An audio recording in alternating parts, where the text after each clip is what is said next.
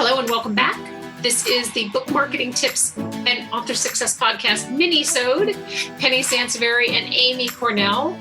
And I have to tell you, we keep all of our notes, our Minisode ideas in this Google Doc, and Amy and I kind of go back and forth.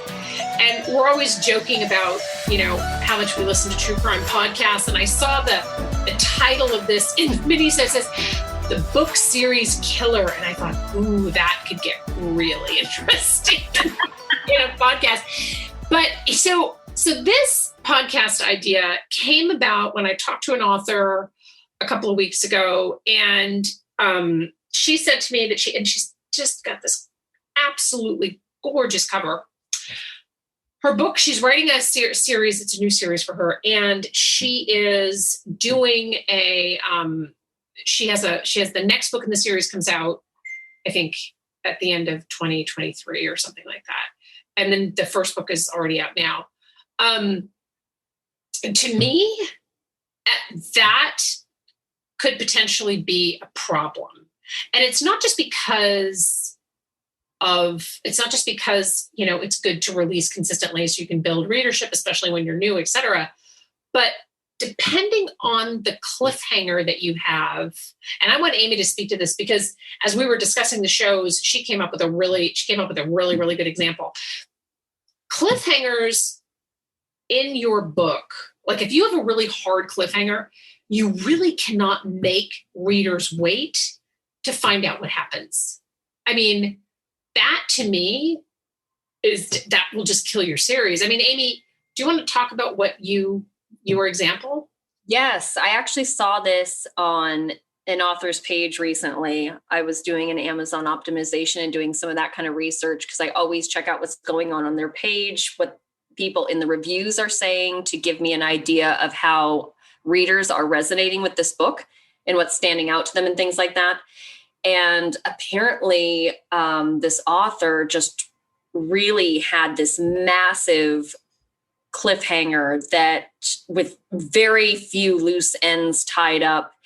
And the main issue that people had with it, reviewers, was that it wasn't really obvious that it was going to be that kind of a book when you got into it. And I think this is I believe it was a debut author as well. So they're kind of on that shaky ground of like, I'm not sure when I can do my next book. So they kind of step back from really owning that, like, this is a series concept as well.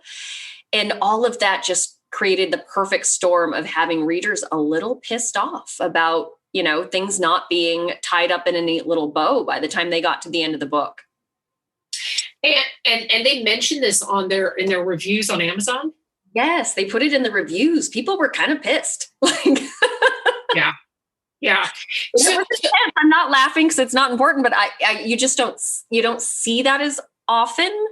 But it just goes to show that readers don't miss anything, and they want perfection. I realize we are human, and that is very hard. You know what I mean? Like, that's a crazy concept to keep in mind when you're doing this as an author. But that's what readers are looking for. Yeah. And I think that when you are, when you're putting out if you have this, if you've mapped out this series.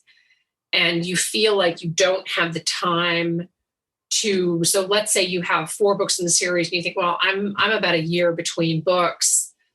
You may want to hold the first book and not necessarily release it until the second book is, in terms of the pacing, the release pacing, if you have a very, very heavy cliffhanger, if the Who Shot JR, and now I'm really going back to the 80s, but the Who Shot JR kind of cliffhanger, right? Where, you don't really want to make people wait for a year to figure out, what happened at the end of the book. Cause that's very upsetting to readers, right? They don't like that. I think that if you're pacing these books, 3 to 6 months out with a very, very heavy, with a very, very sharp cliffhanger, let me say that, as opposed to the kind of book that pretty much resolves itself, but then a different character becomes the protagonist in the next book, because that's a different, that's a whole different kind of right. Or life. Right. That's a different thing. But I think that if you have a book, so this is another thing, we're going to talk about this on another show. If you have the first book in a series out and you say, well, I'm listening to this and my first book is out, and what am I going to do? Because I have a very, very heavy cliffhanger with this. Either speed up the process of releasing the second book, or create maybe some novellas or things to kind of keep readers engaged. You're still probably going to upset some folks if this is what the situation that you're in. I had an author suggest one time, he said, well, maybe I should just not promote my first book until my second book is done, because I do have a heavy cliffhanger. And that is also a mistake, because if your book is sitting on Amazon, if the first book in the series is sitting on Amazon and you are waiting to, and you're waiting to promote that book is aging. So by the time the second book comes out, you're SOL, as we say, to get any kind of attention for the first book. So that also then becomes a series killer. Does that make sense? Yes, absolutely. Because honestly, Penny, we talk to authors all day, every day that struggle with self-promotion and doing enough, on top of everything else they're doing. And just think of it that way too. The longer you wait between releases, that is just more time where you have to be focused on your self-promotion and your marketing to keep that reader interest alive. Yeah.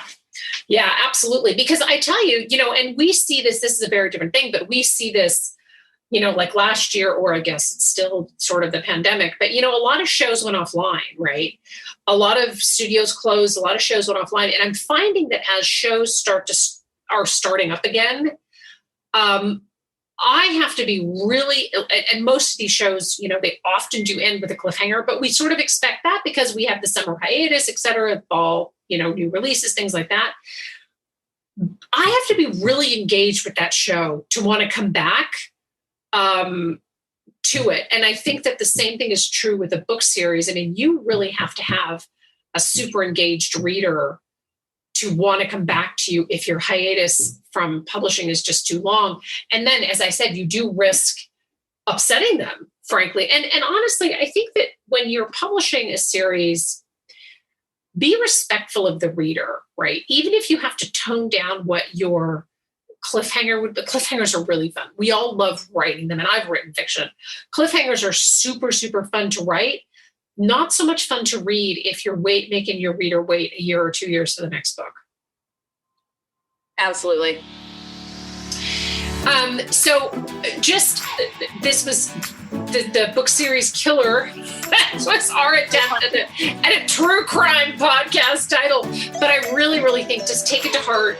If you put together a series, maybe you want to make the cliffhanger less sharp, or maybe hold them until you can publish them, a little bit closer succession.